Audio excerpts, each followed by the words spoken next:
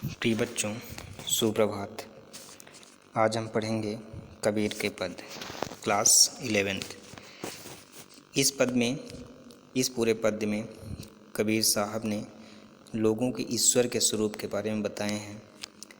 जो ईश्वर की पहचान नहीं कर पाते, ईश्वर को अन्यत्र ढूंढते हैं, ईश्वर के कई रूप बताते हैं, उन लोगों में ये ज्ञान देने का प्रयत्न किए हैं।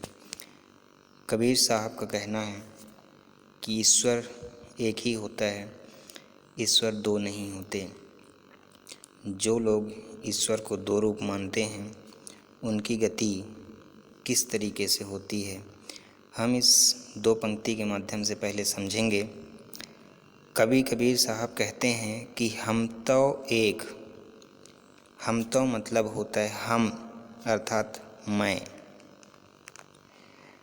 एक करी जाना, इस एक का मतलब होता है ईश्वर। एक करी जाना, करी का मतलब करके, अर्थात ही। करी का तात्पर्य होता है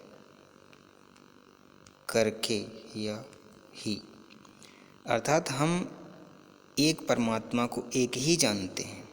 इस संसार में दूसरा परमात्मा नहीं होता, अर्थात संसार में एक ही ईश्वर है। आगे दोई कहें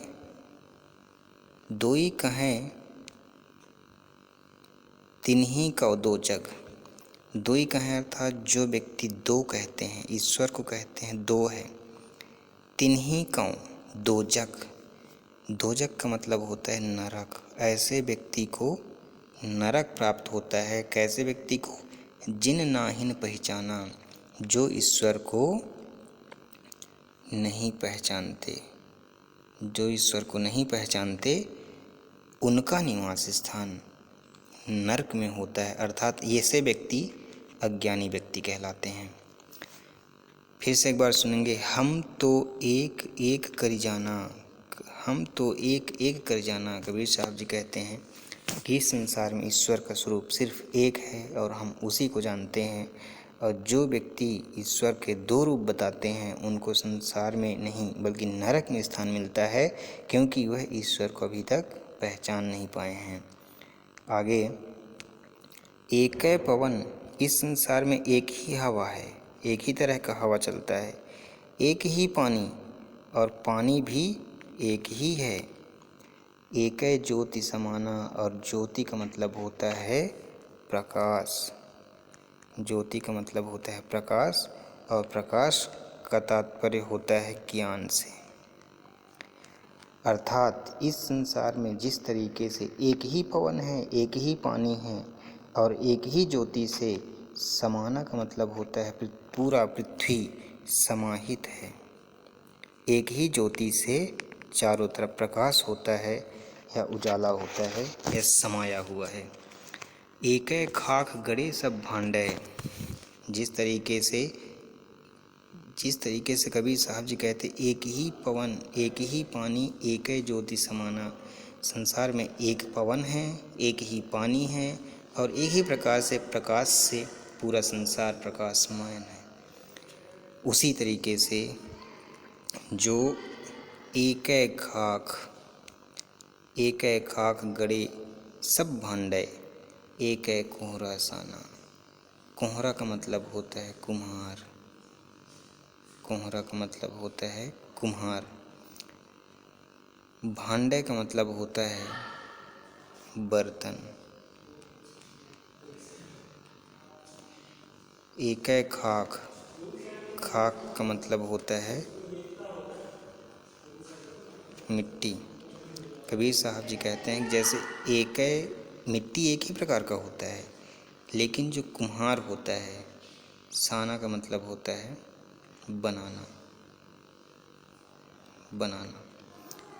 कुम्हार एक ही होता है, मिट्टी भी एक ही तरह का होता है, लेकिन एक खाक गढ़े सब भांडे।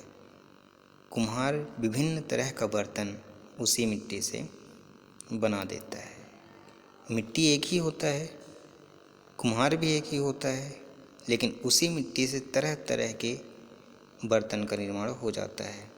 ठीक उसी प्रकार इस संसार में ईश्वर एक ही है, पवन में है, पानी में है। संसार को जो प्रकाशमान करता है वो भी ईश्वर स्वरूप ही है। जो व्यक्ति ईश्वर का रूप नहीं पहचानते उनके लिए ईश्वर कई रूप में पाए जाते हैं, जबकि ऐसा नहीं है। आगे कबीर साहब जी कहते हैं कि जैसे बाढ़ी काष्ठ ही, बाढ़ी का मतलब होता है बढ़ई, बढ़ई जो लकड़ी काटता है, काष्ठ का मतलब होता है लकड़ी, काष्ठ का मतलब होता है लकड़ी। एक काटे, काटे का मतलब होता है काटना। जिस तरीके से बढ़ई लकड़ी को काट सकता है, अग्नि न काटे कोई, लेकिन आग कोई संसार में कोई भी नहीं काट सकता। बढ़ई लकड़ी को काटने का कार्य कर सकता है, लेकिन अग्नि को वह कभी भी नहीं काट सकता। आगे, सब घटी अंतर तू ही व्यापक, कबीर साहब जी कहते हैं कि इसी तरीके से हे ईश्वर, हे परमात्मा, सब घटी, घटी का मतलब होता है जीव। कैसे जीव? तो सांसारिक, सांसारिक जीव।